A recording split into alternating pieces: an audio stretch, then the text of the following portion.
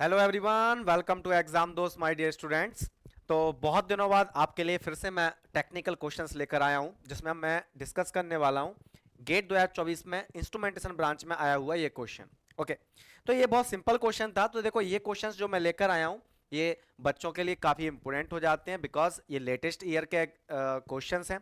और दूसरी बात ये, इससे एक आपको आइडिया मिलता रहेगा कि किस टाइप के क्वेश्चंस एग्जामिनेशन में पूछे जाते हैं और उनको कैसे आपको हैंडल करना है। तो देखो, ये बहुत सिंपल क्वेश्चन है। ठीक, in the figure shown the diode current is given by id equal to is e to the power of some alpha, where alpha is some constant, alpha vd divided by temperature T, where vd is the diode voltage in the volts, T is the absolute temperature in Kelvin, and alpha is given 1.16 into 10 power 4 K divided by volt, Kelvin per volt. Okay, and is is the reverse current that is also given in the question. ठीक है, the DC current source. अब question में क्या important बात बोला गया है कि एक ये ओप एम्प है, ये डीसी करंट सोर्स है और ये डायोड है।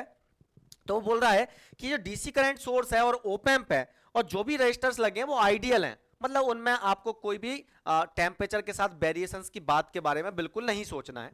ठीक है, and are assumed to be temperature independent. तो ये टेम्परेचर इंडिपेंडेंट करंट सोर्स है, टेम्परेचर इंडिपेंडेंट रेजिस्टेंस है, टेम्परेचर इंडिपेंडेंट ओप एम्प है। अदरवाइज हम जानते हैं कि टेम्परेचर के साथ हर चीज में चेंज आ ही जाता है, क्योंकि करंट सोर्स भी हम डिजाइन करते हैं with the help of MOSFET और बीजेटी एटसेट्रा एटसेट्रा, हम डिजाइन कर सकते हैं। Register also varies with the temperature, that's why उन्होंने मेंशन किया कि टेम्परेचर के साथ रेजिस्टेंस और इस करंट सोर्स और ओप एम्प के वेरिएशंस को आप कंसीडर ना करें। ठीक है, नेक्स्ट बोला है the change in the output voltage. ये जो ओपैम्प का आउटपुट वोल्टेज है वी आउट, ये कितना चेंज होगा, इसमें चेंजेस कितने होंगे पर kelvin change in the temperature. अगर टेम्परेचर को पर यूनिट चेंज किया जाए, पर केल्विन चेंज किया जाए, तो आउटपुट वोल्टेज में कितना चेंज होगा, rounded off to 1 decimal place. अब देखो, सारी चीज आइडियल है, तो बचा रह गया डायोड। तो डायोड को आपको टेम्परेचर डिपेंडेंट कंसीडर करना है कि डायोड की जो करंट है वो टेम्परेचर के साथ चेंज होने वाली है। इन बातों को हमें कंसीडर करना है, तभी तो हमारा, अगर डायोड में चेंज हो रहा होगा, डायोड के करंट या वोल्टेज में चेंज होगा, तभी हम आउटपुट के वोल्टेज में चेंज को हम एक्सपेक्ट कर सकते हैं। तो उसने वही बोला कि वी आउट में कितना चेंज होगा। तो ठीक है, इस क्वेश्चन को हम सॉल्व करते हैं, इजीली ये क्वेश्चन सॉल्व हो जाएगा आपका। तो ठीक है, अब इसको सॉल्व करते हैं। तो चलो, मैंने क्या बोला, ये ग्राउंड है बेटा, तो डायोड का वोल्टेज ये मेरा हो गया Vd, मैं डायोड का वोल्टेज Vd मान लिया। तो इस नोड का वोल्टेज भी कितना हो जाएगा बेटा, ये नोड का वोल्टेज भी Vd हो जाएगा। ठीक है, अब देखो ये वाला ओपैम्प देखूं तो ये R ग्राउंड से कनेक्टेड है, तो ये 5R R ये फीडबैक में लगे हुए हैं आपका 5R, ये नेगेटिव फीडबैक लगा हुआ है। ओपैम्प आइडियल है, प्रॉपर्ली आप वर्चुअल शॉर्ट लगा के सॉल्व करते हैं, बिकॉज पावर सप्लाई आपकी अननोन है, तो आपको सोचना भी नहीं है कि आउटपुट सैचुरेट हो रहा है, वर्चुअल शॉर्ट लगेगा कि नहीं लगेगा, बिकॉज अगर आउटपुट सैचुरेट हो रहा होता है तो उसी टाइम पर हमारे कान खड़े हो जाते हैं कि भैया वर्चुअल शॉर्ट नहीं लगेगा, तो हमें थोड़ा केयर करना होता है। ठीक है, चलो, तो यहां पर Vd है आपका, तो ये नोड वोल्टेज Vd है, तो ये वोल्टेज भी आपका क्या होने वाला है, Vd होने वाला है। ठीक है, ओपैम्प की इनपुट करंट बेटा 0। अब अगर इसको हम आगे बढ़ाएं और आगे सॉल्व करें हम इसको, तो देखो सबसे बढ़िया बात, अब ये कौन सा एम्पलीफायर दिख रहा है, अगर नॉन इन्वर्टिंग पर Vd लगा हुआ है और 5R और R का ये फीडबैक लगा हुआ है, तो नॉन इन्वर्टिंग एम्पलीफायर, तो इसका आउटपुट क्या होता है, डायरेक्टली लिखे हम आइडियल ओपैम्प के केस में, तो V आउट इक्वल टू क्या होगा, 1 plus RF by R1, feedback resistance 5R divide by R, 5R divide by R, तो 1 plus RF divide by R1 times of non inverting terminal का voltage. तो V out की बात करें तो V out आपका यहां पर आ गया 1 plus 5R by R is 6 times of diode voltage Vd। सबसे पहले तो हमें ये रिलेशन मिल गया। अब नो डाउट, अब मैं इस सर्किट के इस वाले पोर्शन को देखूं तो ओपैम्प की इनपुट करंट सर 0 एंपियर है, तो जो भी 250 नैनो एंपियर करंट फ्लो हो रहा है वो डायोड के अक्रॉस ही जाएगा। अब क्वेश्चन के अकॉर्डिंग देखें तो क्वेश्चन में क्या गिवन है कि diode current ID is equal to is e to the power of alpha times of diode voltage divided by some temperature T। देखो ये गिवन है, ये इक्वेशन गिवन है, ID equal to is e to the power of alpha Vd divided by capital T, where alpha is given and is is given। okay, so is is given, तो मैं लिख लेता हूं यहां पर is बेटा given है 10 to the power of minus 15 ampere. ठीक है, चलो ये गिवन है 10 power minus 15 ampere is। Alpha 1.16 10 power 4 है, 1.16 10 power 4, 1.16 into 10 to the power of 4 kelvin per volt given है। ठीक है, ये गिवन है। अब यहां से क्या करना है हमें, देखो V आउट और Vd में रिलेशन पता है मुझे। अब इस इक्वेशन का यूज करके पहले मैं Vd निकालने की कोशिश करता हूं कि Vd क्या होगा आपका। तो देखो यहां से ये ID बाई is कर दिया मैंने इधर, ये e to the power of alpha V D divide by T कर दिया, लॉग ले लूं तो यहां से आएगा alpha V D divide by T जो कि राइट साइड था is equal to natural log of I D by I S, I D divide by I S. अगर मैं यहां से आई डी और आई एस की वैल्यू रख दूं तो आई डी क्या है, डायोड में फ्लो होने वाली करंट 250 नैनो एम्पियर ही तो है पी टू एन डायरेक्शन में, तो 250 nano ampere divide by I S reverse current कितना है 10 power minus 15 ampere.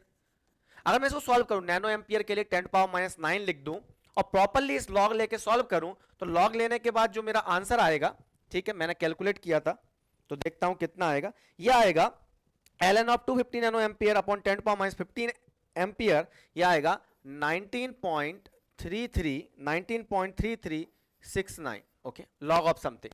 So alpha V D by T आपका आ गया, तो ठीक है हम यहां लिख देते हैं alpha V D divide by T जो हमारा आया वो आ गया 19.3369, ओके ये आ गया हमारा यहां तक, ठीक है। अब देखते हैं हमें वी आउट तक पहुंचना है।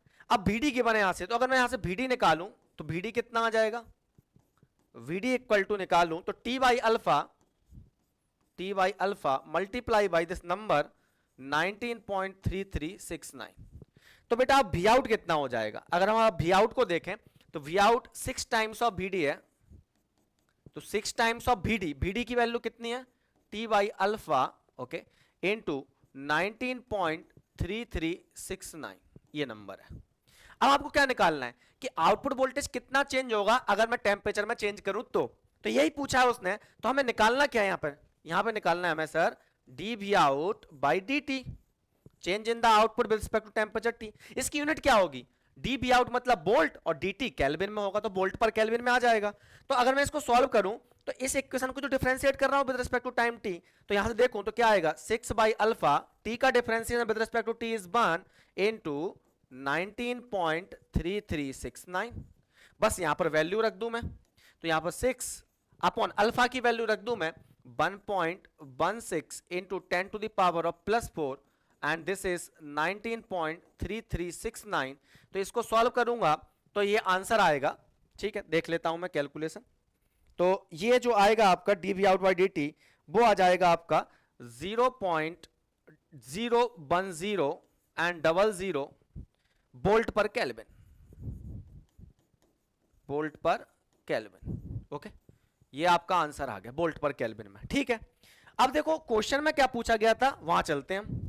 क्वेश्चन में पूछा गया था तो the change in the output voltage V out पर kelvin change in the temperature rounded up to 1 decimal place. अब rounded up to 1 decimal place पूछना था, यूनिट आई थिंक मिस हो गई है टाइपिंग में आई थिंक, ओके सो कुछ मिली volt per kelvin में अगर हम निकालना चाहें तो ठीक है जो भी आंसर हो क्वेश्चंस को प्रॉपर्ली देख सकते हैं। हमारा क्वेश्चन प्रॉपर्ली सॉल्व हो चुका है, हमारा आंसर आ चुका है वोल्ट पर केल्विन में इतना। उसने पूछा है कि पर केल्विन चेंज करूं तो कितना चेंज होगा वोल्टेज में। अगर मैं इसी को मिली वोल्ट में लिखना चाहूं तो मिली वोल्ट में कितना हो जाएगा, ये 10 कर दूं मैं इसको 1000 का मल्टीप्लाई करके और लिख दूं मैं milli volt per kelvin. So this is the change in the output voltage with respect to change in the temperature। इसका कंक्लूजन ये हुआ कि 1 केल्विन टेम्परेचर में चेंज होता है तो आउटपुट में 10 मिली वोल्ट चेंज हो जाता है। तो एक तरीके से ये सर्किट की अगर मैं एप्लीकेशन की बात करूं तो ये सर्किट किस काम आ सकता है, एक तरीके से ये सर्किट काम आ सकता है अगर हमारे पास एक आइडियल करंट सोर्स है, आइडियल ओप एम्प है, रजिस्टर मेरे टेम्परेचर से इंडिपेंडेंट है, अगर मैं इस चीज को मान लूं तो उस टाइम पर देखूं तो आउटपुट चेंज हो रहा है विद रिस्पेक्ट टू टेम्परेचर, तो हम मेजर कर सकते हैं कि हमारे एनवायरनमेंट का टेम्परेचर कितना चेंज हो रहा है। अगर हम टेम्परेचर मेजरमेंट करना चाहते हैं तो इस सर्किट को हम यूज कर सकते हैं, फर्दर बेटरमेंट कर सकते हैं, बिकॉज हमें रेजिस्टेंस को भी इंडिपेंडेंट ऑफ टेम्परेचर बनाना पड़ेगा कहीं ना कहीं, ठीक है। करंट सोर्स को भी हमें बहुत आइडियल बनाना पड़ेगा, इंडिपेंडेंट ऑफ टेम्परेचर करना पड़ेगा जितना पॉसिबल हो सके वो। सो meaning is that is the application of this circuit, okay. तो ये आंसर था, ये गेट 2024 इंस्ट्रूमेंटेशन में आया था ये क्वेश्चन।